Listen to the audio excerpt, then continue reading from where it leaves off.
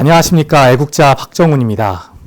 이 자리에 오신 모두가 애국자이시지만 예상하신 대로 저는 아이 3명을 키우고 있는 가장입니다.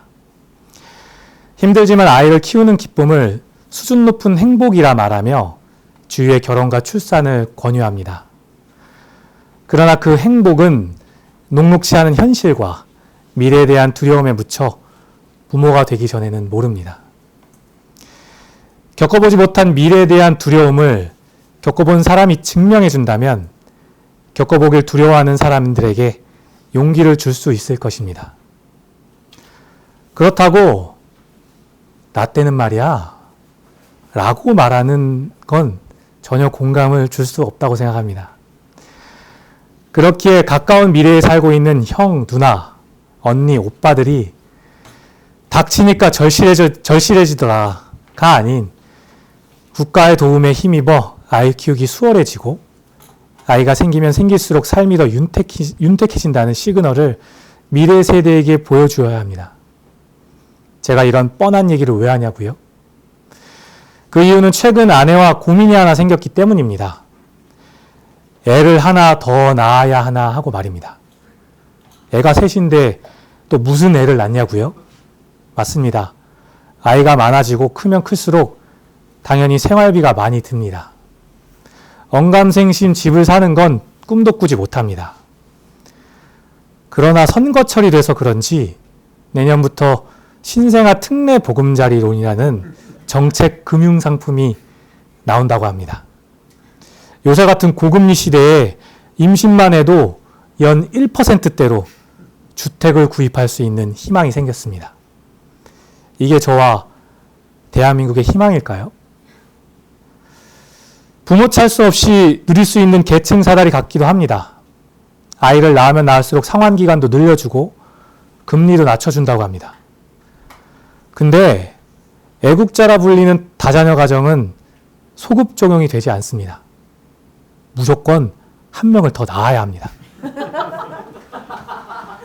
이처럼 대한민국의 애국자들은 아이들을 통해 수준 높은 행복을 느끼지만 5년마다 바뀌는 국가의 출산 정책은 수준 높은 낙심을 경험하게 합니다. 이런 포퓰리즘 경쟁은 정권이 바뀌고 선거 때만 되면 더욱더 심해집니다. 이번 정책 또한 MZ세대의 표심을 얻기 위해 표심을 염두에 두고 자가를 가지면 보수화되는 경향이 있으니 출산 정책이라는 핑계로 시행하는 것 같습니다. 이러다 허경영 후보의 말대로 결혼하면 1억, 아이 낳으면 1억이 될 날도 머지않은 것 같습니다. 정치권은 표심을 위해 포퓰리즘 경쟁에만 몰두하고 MZ세대들은 꼼수만 부리는 정치인들만 봐서 그런지 실상은 혜택을 받기 위해 결혼식만 올리고 혼인신고는 하지 않습니다. 즉, 한부모 가정으로 아이 낳고 대출받아 집도 사고 복지 혜택 누리며 동거인 남편의 도움으로 꼼수를 부리는 가정이 매년 늘고 있습니다. 이런 허술한 제도를 악용한 꼼수가 아이를 낳을 수 있는 시그널을 주는 게 정상입니까? 이렇게 제도를 악용해야만 결혼하고 아이를 낳을 수 있는 동기가 생긴다는 걸 모르십니까? 실정은 이런데 이념에 따라, 정권에 따라 출산율만 올려주면 땡큐라 이 말입니까? 이렇게 부정하게 쓰여지는 예산 가지고 월세 살며 비정규직으로 일해도 애새 키우는 가정에게 아동수당으로 주어졌으면 좋겠습니다. 소득 수준이 낮은 커플이 가족 수에 따른 주택정책으로 임대에서 장기전세, 그리고 자가로 이어질 수 있는 결혼주기별 맞춤 복지 지원으로 이어지길 바랍니다. 힘겹게 아이를 키워야 했던 다자녀 가정이 국가의 도움으로 삶이 윤택해지는 시그널을 보여줄 수 있다면 평범한 일반적인 커플들이 용기를 내어 수준 높은 행복을 만끽할 수 위해 도전할 수 있을 것 같습니다.